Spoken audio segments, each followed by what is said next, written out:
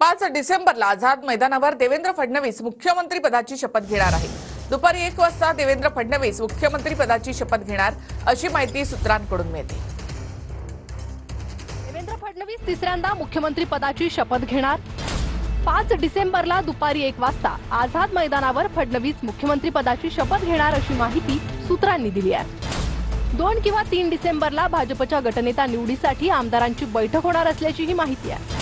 भाजपचे निरीक्षक महाराष्ट्रात येऊन गटनेत्याची निवड करणार असल्याची माहिती सूत्र देत आहेत। केंद्रीय गृहमंत्री अमित शहा महाराष्ट्रातील नेत्यांशी संवाद साधणार आहेत। भाजप प्रदेशाध्यक्ष चंद्रशेखर बावनकुळेंचा आमदारांशी व्हीसीद्वारे संवाद होईल। 5 डिसेंबरला शपथविधीसाठी सर्व आमदारांना उपस्थित राहण्याच्या बावनकुळेंनी सूचना दिल्या आहेत। तर 5 तारखेच्या सुमारास शपथविधी होऊन सरकार स्थापन होणार असं राहुल नार्वेकरांनी म्हटलंय। सरकार जरी बनतंय मात्र तारीख निश्चित नाहीये, कधीपर्यंत सरकार स्थापन? मला वाटतं 5 तारखेच्या सुमारास शपथविधी होऊन सरकार स्थापन होईल।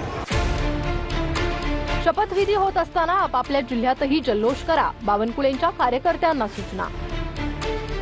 प्रत्येक जिल्ह्यातून भाजपचे महत्त्वाचे पदाधिकारी शपथविधी सोहळ्याला उपस्थित राहतील।